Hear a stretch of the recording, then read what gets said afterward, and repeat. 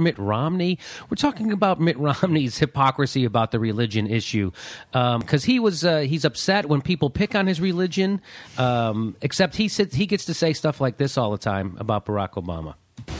Well, I think there is in this country a war on religion.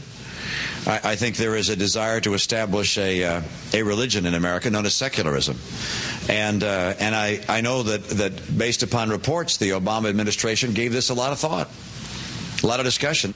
Yeah, so Barack Obama wants to start even a newer religion than Mormonism.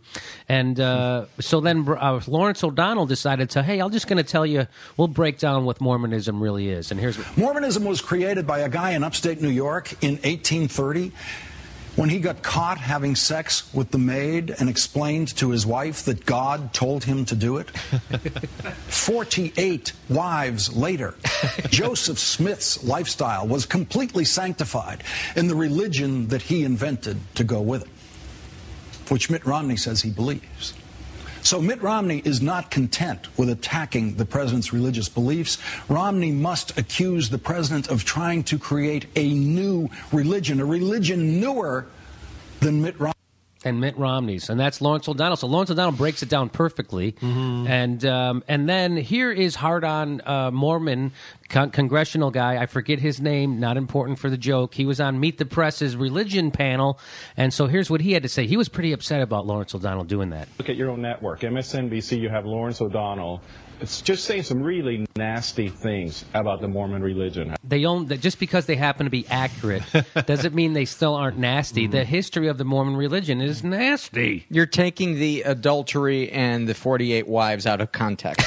Hey, he only had 47 wives. Oh, that's the kind of attacking we don't need in this campaign. He's got more to say about the founding of our religion. That it was based on some guy just waking up some morning and deciding that he had an extramarital affair, and that's how the religion was founded.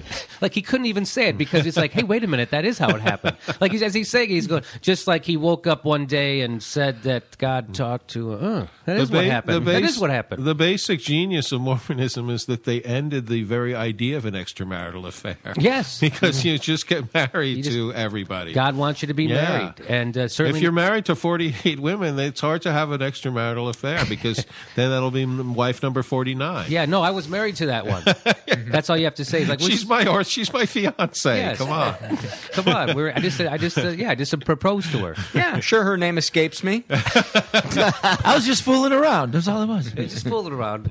So Mitt's problem, that guy, that congressman, is pretending that it's the media is going to come after his Mormonism, but it's the other Republicans and Christians who have been coming at him. Yes. We already showed Rick Warren from Saddle Hack Ranch, and here's everybody's favorite Christian, Kirk Cameron, telling you what's wrong with Mormonism. The Bible clearly warns against preaching another Jesus, and that Satan himself can appear to us as an angel of light. Remember what Joseph Smith said. He said it was an angel clothed in light that gave him another testament. According to the Bible, it is crucial that we have the true Jesus and the true gospel. Unfortunately, some Mormons don't read their Bibles, but the ones who do have been taught to filter what they read through the rest of the Mormon books. So by the time the words get to their brain, they can mean something entirely different than their intended meaning. If you've ever spoken to a Mormon, sometimes you know how frustrating it can be when they use the same words you do, but they mean something different, and you're not sure how to finish the conversation. Oh, I heard that. I would love to see Kirk Cameron get frustrated with someone who's crazier religious than him. That would be amazing. Oh, I'm so frustrated that you don't get the hocus pocus correct.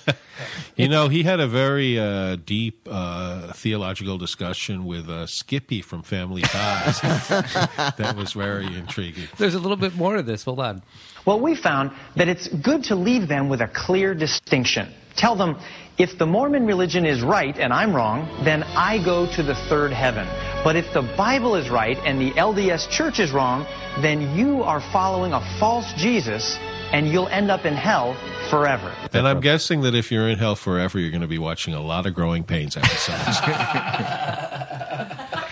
People talk about the tragedies of child acting. I'm going to put Kirk Cameron as the most tragic. Don't you think that, they're trying to, so all these crazy Christians are trying to expose Mitt Romney's religion for being ridiculous, but doesn't the discussion of why it's ridiculous just expose them for being just as ridiculous? Yes. His religion's wrong because, see, the Trinity and the three people, and then God said that the demon will appear to you in light, and then there'll be some hocus pocus and some fairy dust, and then you'll come back into the third heaven, and then there's going to be, it's like, you guys are all crazy. Yeah.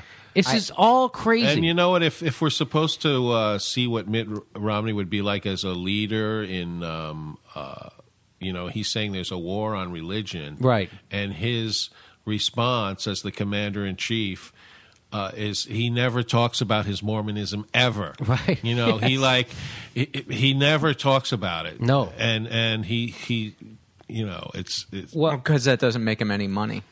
Well, also, he knows that it's a liability, so he's talking about how deep, his belief in religion is, and yet he never talks about it. And I read one commentator that said that maybe if Mitt really does believe in this religion, and maybe if he talked honestly about it, he might come off as more of a real person than he does. Yes, yes, but no, he always comes off as a used car salesman. Mm-hmm. He always comes off as a guy who's trying to sell you something that he doesn't believe in. Right. That's how he always comes off, and that's what you had written. Yeah, he doesn't believe. He knows what he's saying is wrong. He knows what he's saying is incredibly irresponsible. Yes. To claim that secularism in the public sector is a problem for religious people he knows is exactly the opposite of the truth, which is secularism as a matter of public policy is what protects a plurality of religion. Without that secularism, we would not have Mormonism. Right. See, you're saying a secular government actually protects religion because there's so many different religions. Right. If you let one religion take over, which they want to have Christianity take over, you heard that we played it 2 weeks ago on this show. Rick Santorum's Louisiana pastor wants you to, if you're a Mormon, if you're a Buddhist, if you're a Muslim, if you practice Hinduism, he wants you to get out of America. That's what. That's where secular. What you're saying, that's where secularism protects religion, and Mitt Romney is pretending he doesn't understand that. Right, and he does. He's not a stupid guy. He's taken a civics lesson. And the basic tenet of a lot of what